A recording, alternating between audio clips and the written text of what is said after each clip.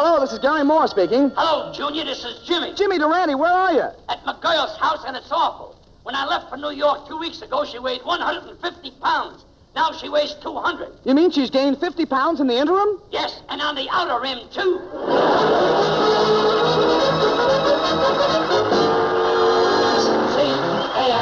C-A-M-E-L-S. Camel Cigarettes present Jimmy Durante and Garry Moore.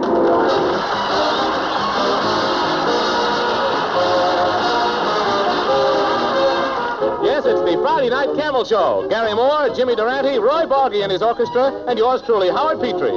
Brought to you by Camel, the cigarette that's first in the service according to actual sales records. See if your throat and your taste don't make Camel a first with you, too. Find out for yourself. And now, friends, it's my privilege to introduce the sweetest, kindest, most generous man I know. I've said that for many Christmases past, and I say it now for the present. Oh, well, skip it. Here he is, Garry Moore. Well, thank you very much, my friends. Good evening, ladies and gentlemen. May I be the first to wish you a very happy eve before the eve before the eve before Christmas. And by the way, Howard, I want to thank you for that nice heating pad you gave me. Oh, Garry, that wasn't a heating pad. That was an electric toaster. Electric No wonder I kept popping out of bed all night. Tomorrow night, I'd better butter myself. And believe me, Howard, Christmas shopping is a problem this year. For instance, I couldn't think of a thing to give to Betty Grable. After all, she's got so much already, and like I say, I couldn't think of anything she needed, so I walked around and looked in all the windows. Well, what was the result? Harry James came out and said, "Quit looking in our windows."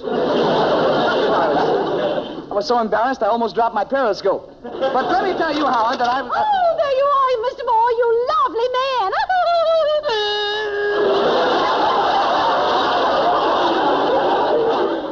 It looks like I'm getting my turkey early this year.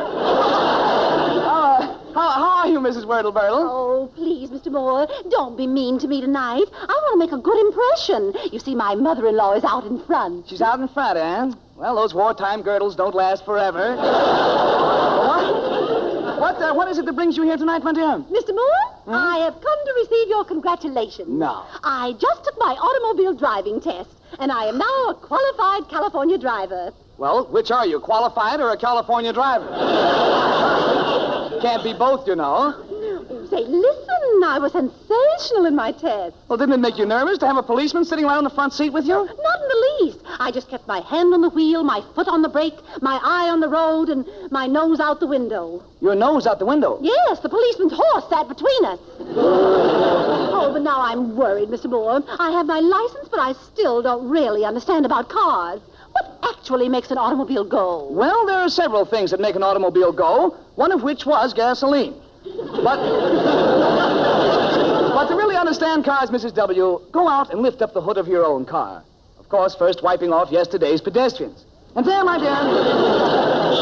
dear, before your very eyes lies the engine. Just think how thousands of workmen have fashioned hundreds of pieces of metal to just 1/1,000,000th of an inch, so that when you start the engine, it'll knock till your teeth rattle. It's wonderful, isn't it? Mr. Moore, that still doesn't answer my question. How does a car go? Oh, you don't want me to tell you that. Everybody knows that. Well, I don't, so tell me, how does a car go? Having eased myself of that opinion, let's introduce that genius of his generation, the one and only Jimmy Durante, in person.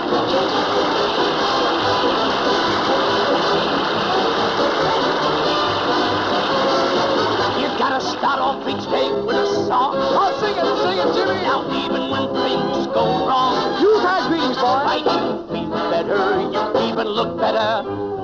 I'm dreaming of a white Christmas heart. Bing Crosby, if you're listening in, you better start saving your money. Oh,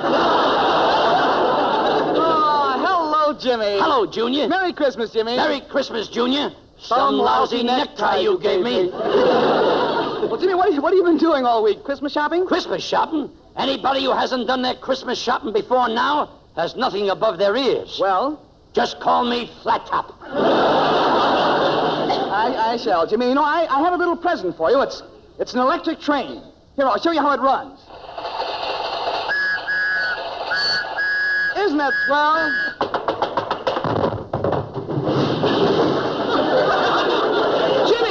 happened? What happened? I thought I saw an empty seat.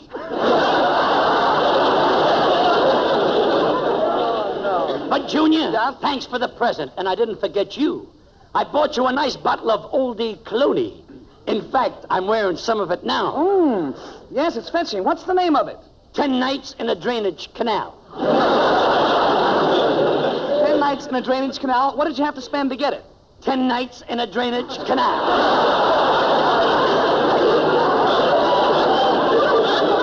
That's very lovely, Jimmy. I think maybe a better name for it would be Fleur de Sewer. Let that laugh be your Christmas present, Mr. Moore. You're giving awfully small presents this year. But tell me, Jimmy, did you get a present for your girlfriend, Elsie Pepperpool? Yes, I got Elsie an electric razor and some shaving lotion. A razor and shaving lotion for Elsie? Yes, Junior. I gave her something I can use because every year she gives the presents back to me. You know, I looked awful silly last year wearing those pink lace panties. I love that kind of carrying on. But that is neither Lionel, Barry, nor more. Last night I received an invitation to a special showing of my new MGM picture, Music for Millions. Oh, yes. And, Junior, what a picture, what a cast. The stars of the picture were Margaret O'Brien, Herman Schwartz, Jose Itobe, Herman Schwartz, June Allison, Herman Schwartz, Jimmy Durante, and Herman Schwartz. Wait a minute, Jimmy. Where does Herman Schwartz fit in the picture? The film was developed in his drugstore. Well, enough of your thespian activities. Tell me, Jimmy, are you going to play Santa Claus for the children again this year? No, Garry, I've had my lesson. Last year I was humiliated, begun, chagrin. You were. Begone chagrin. Well, what happened? Well, that's Latin if you don't like that. What happened? What happened? Yeah. Well, while I was wearing my Santa Claus suit, a little boy walked over, took one look at my schnoz and said, "I've seen Santa Clauses before, but this is the first time I ever saw one wearing his pack in front." Well, Christmas doesn't worry me, Jimmy. I've got all my shopping done. Me too, Junior, but what an experience. I had in a Hollywood department store. Yeah? At one counter, I buys a turtleneck sweater for my Uncle Joe, who has a turtleneck. At another counter, I buys a real live puppy that goes whoop, whoop, whoop. And finally, I buys a 10-foot Christmas tree that fits exactly on my piazza. Just as I'm leaving the store, I hears the floor walker scream, "Help, help, get me some water." So putting down the turtleneck sweater, the 10-foot Christmas tree, and the real-life puppy that goes woof, woof, woof, I rushes around, finds some water, and gives it to the floor walker. Just in time, too. One more second and his carnation would have died. My one good deed for the day being done, I picks up the turtleneck sweater, the 10-foot Christmas tree, and the real-life puppy that goes woof, woof, woof, and heads for a car that's parked across the street. But can I cross? No, the light is red and I gotta wait. So I puts down the turtleneck sweater, the 10-foot Christmas tree, and the real live puppy that goes woof, woof, woof, and waits and waits and waits. At last the light turns green. Ready to cross. I looks at the puppy. I looks at the tree. Now I gotta wait for the puppy.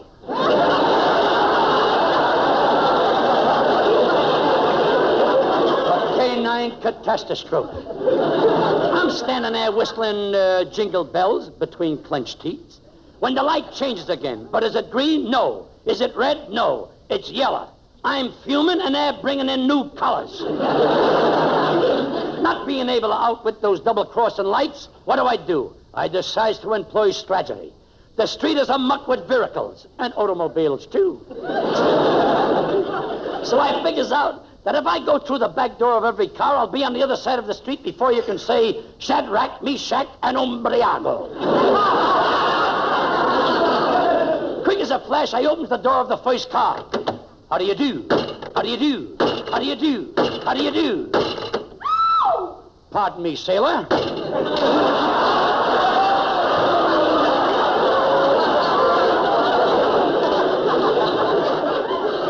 My strategy works, and now I'm across the street on the sidewalk of victory.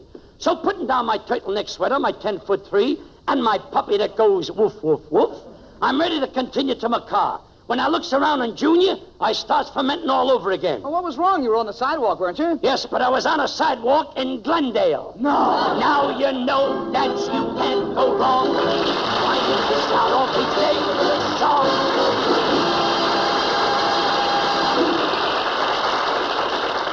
now, while the irrepressible Mr. Durante retires to his corner long enough for his seconds to revive him, our distinguished colleague, Mr. Petrie, steps to the center of the ring. Well, thank you, Garry, for that distinguished, because that is the adjective that really applies to the subject of my brief discourse, Camel cigarettes.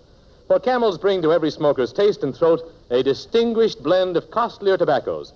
And it's the rich, full flavor of these tobaccos and their cool mildness that distinguishes Camels from so many other cigarettes. So, folks, try Camels on your own T-zone. That's T for taste and T for throat. The world's best proving ground for a cigarette. C-A-M-E-L-S. Camels, a distinguished blend of costlier tobaccos.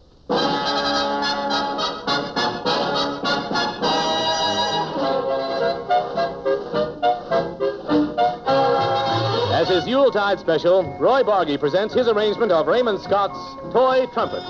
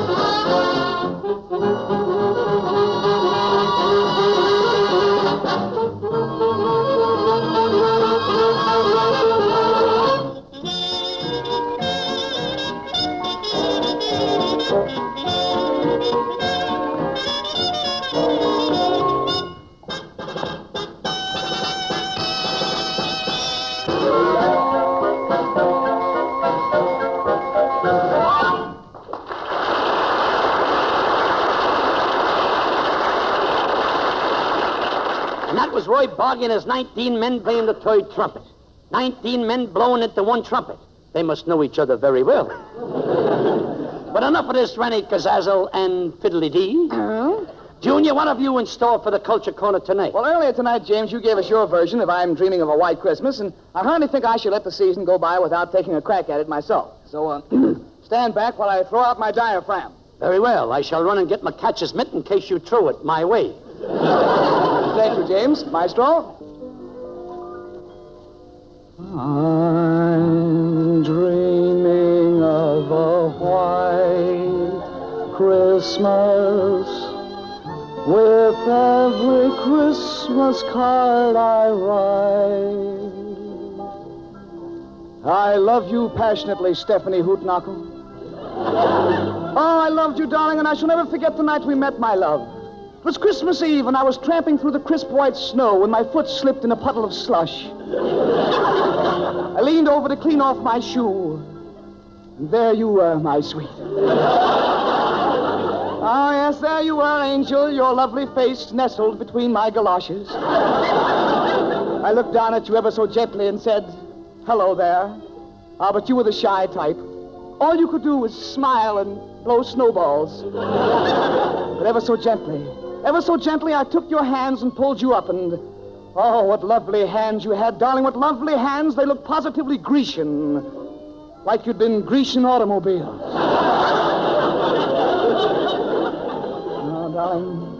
And holding you from me at arm's length, I looked you over, lover, and I could tell you were the salt of the earth.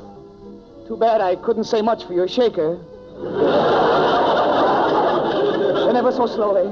Ever so slowly, darling, you smiled at me. Yes, you smiled, and I saw your teeth. Your teeth were like pearls. And that was the trouble. You smiled too wide, and the string broke.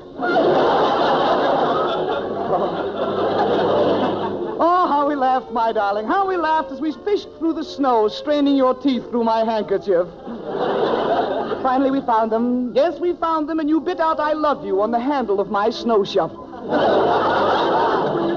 Oh, we could have been so happy, my darling. You were my little snowflake, and I was your vitamin flint heart. Now recall how upset our friends were when several months later they read in Winchell's column that we had but we knew that we hadn't at all. That noise was just me letting the air out of your head. Yes, we could have been happy, but then it happened. We had walked far out in the country and were crossing a frozen lake. Suddenly, the ice began to stir beneath our feet as if the angry waters resented our trespassing. With a groan like that of a wounded jungle beast, the ice began to tear itself asunder. Look out, Stephanie! I screamed, the ice is breaking up! The ice is breaking down! Look out!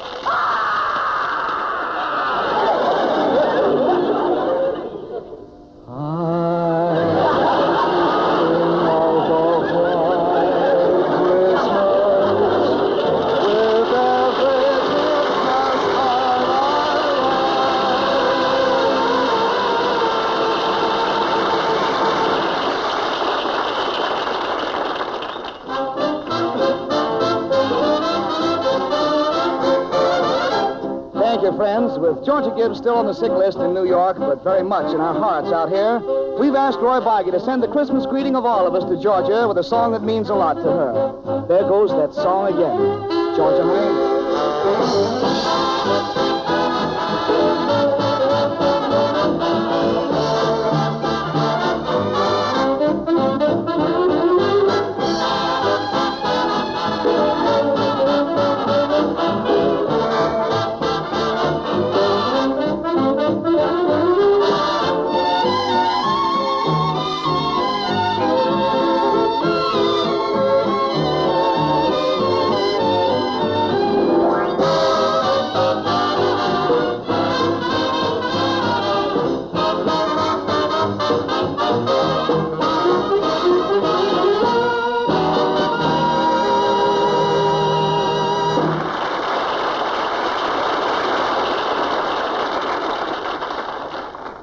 That was great, Mr. Bargy. You know, Junior, I teach music, too. Yeah?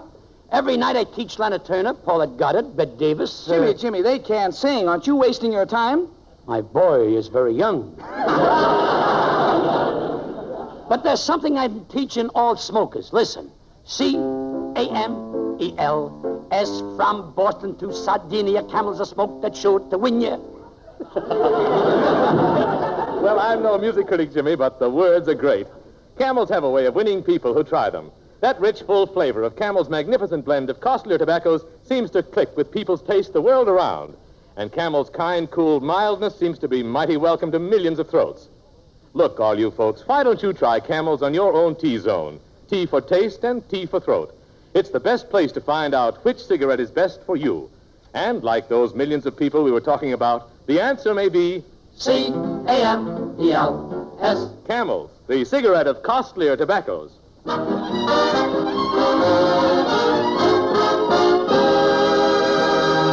And now the Friday Night Camel Show brings you a drama of animals in the zoo and the men who take care of them. Entitled, The keeper walked into the hungry lion's cage today and accidentally turned his back. Or, Sorry, the lion is busy.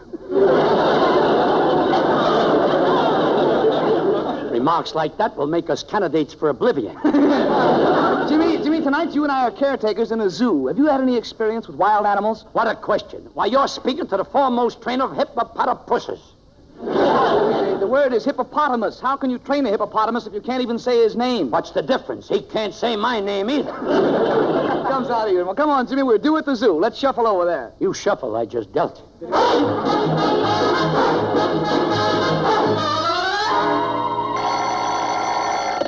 Hello, Moore, Durante Zoo. Moore speaking. Mr. Moore, this is the Children's Day Nursery. Did you call us this morning? Why, yes, I did. We want you to take care of a baby kangaroo for us. Well, why can't the mother carry the baby in her pouch? Well, she drank some Coca-Cola this morning and can't keep a thing on her stomach. Trouble. Hold everything, Junior. Hold everything. Treachery stalks my path. What's the matter, Jimmy? I just had a horrible experience. I walks into the moose cage, and the mama moose comes charging down on me. So I grabbed her by the horns. But a mama moose doesn't have any horns. I know. Would you care to join me in a cup of moose milk?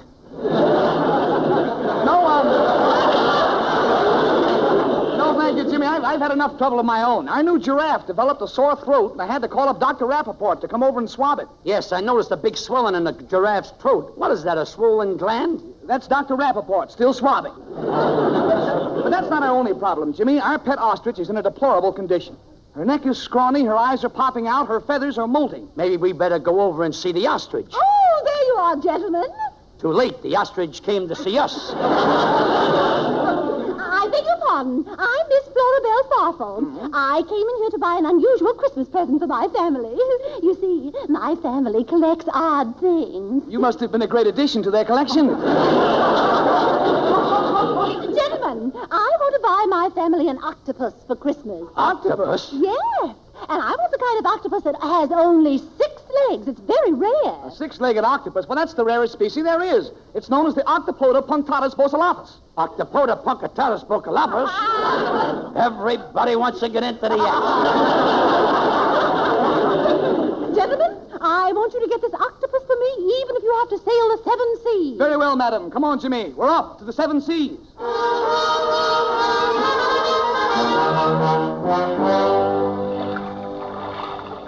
Hoist the giblet, weigh the captain, and batten down the poop deck. Seaman Durante, the ship isn't acting right. Are you sure you checked the fuel? Aye, sir. I just went down to the boiler room and filled the tanks with beer. You filled the ship's tanks with beer? Sure. Ain't this a schooner? I got 1,000,000 of them. Oh, mate, I don't think you should have shipped out with me. After all, I come from a long line of sea captains. You do? Why, my uncle was on board ship when Admiral Dewey said, "You may fire Gridley when you are ready." Well, my uncle was ready. So he fired Gridley. Served them right. Well, Skipper, it's getting pretty dark. We need some light to see our way. Yes, I'd better send up an orange flare. Seaman Petrie! Aye, sir. I want you to send up an orange flare. Send up an orange flare? I won't do it, I tell you. Throw me in the brig, put me on bread and water, but I won't send up an orange flare. Why not? An orange flare in a green ocean? Why, they'd clash!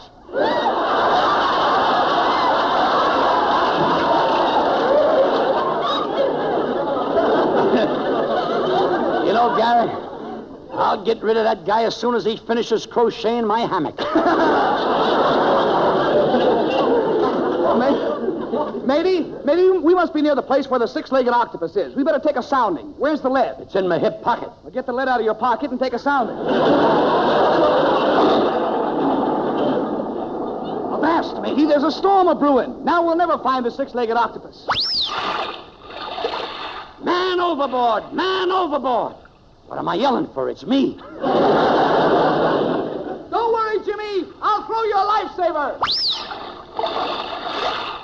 Well, never mind. Now that I'm in here, I'll hand it to you.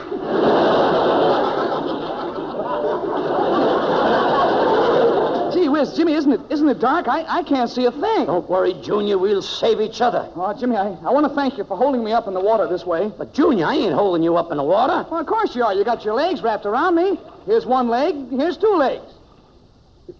Here's 3 legs. Here's 4 legs. 5 legs. Jimmy, I think we've caught the 6-legged octopus. I beg to differ. The 6-legged octopus has caught us. Come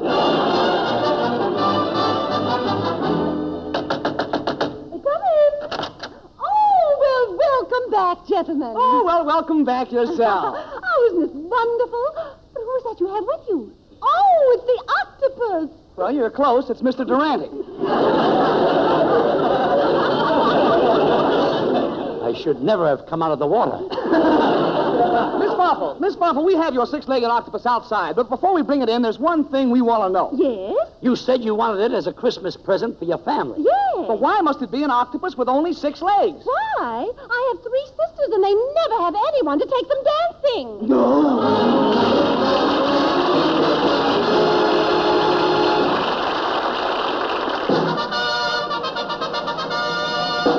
Thanks to the Yanks of the Week. Tonight, a salute and a Merry Christmas to Sergeant Robert E. Paris of Longmont, Colorado. This medical aid man with the 45th Thunderbird Division has won the Silver Star for his gallantry under heavy shelling in the Italian theater. In your honor, Sergeant Paris, the makers of Camels are sending to our fighters overseas 400,000 Camel cigarettes.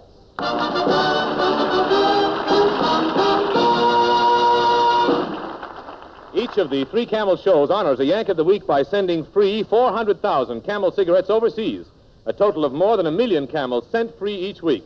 In this country, the Camel caravans traveling from camp to camp have thanked audiences of more than 4 million Yanks with free shows and free Camels. Now who will be with you when I'm far away? Yeah. When where? Let me hear that high note, maestro. What a note. A cheerful note, Mr. Durante. A Yuletide note, Mr. Moore. And, Jimmy, if I had the proper refreshments in the store, I'd invite the entire cast up to my house for Christmas dinner. Well, don't let that stop you, Garry. I'll bring a bottle of champagne. Well, I'll bring a bottle of sparkling burgundy. As for me, I'll bring a bottle of Sauterne. Well, Jimmy, what'll you bring? I'll bring a bottle opener.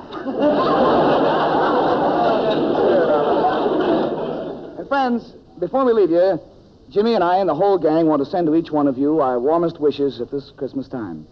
May we join you in the hope that next Christmas we'll find our family circles together once more. Let our hearts be full of hope and our stockings full of war bonds. That's my boy who said that. Merry Christmas, Mr. Durante. Merry Christmas, Mr. Moore. Merry Christmas, everybody. Merry Christmas.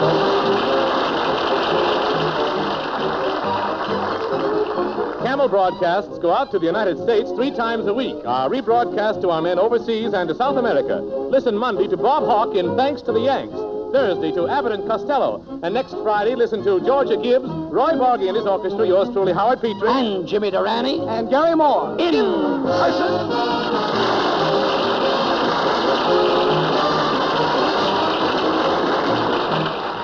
And remember, try Camels on your throat and your taste. See for yourself how Camel's mildness, coolness, and flavor click with you. No matter how careful you are, those last-minute names always seem to crop up on the gift list. Well, wipe that worried frown off your brow. Here's a swell idea for the men on your list. A big pound or half-pound package of Prince Albert smoking tobacco with the bright Christmas band. Long after Christmas has come and gone, they'll enjoy your gift. Because men like Prince Albert's rich, full-bodied, yet mild flavor, and its aged-in-the-wood aroma, and the way it packs, draws, and burns, and its wonderful tongue gentleness, thanks to the no-bite treatment. It's a swell Christmas present. Tomorrow, Saturday night, be sure to listen to Prince Albert's Grand Ole Opry, for nearly 19 years bringing the real authoritative American folk music and fun to Southern radio audiences, and now broadcast coast to coast. Remember, Grand Ole Opry every Saturday night on another network. And remember, Camel Cigarettes again present Jimmy Durante and Garry Moore next Friday night at this same time.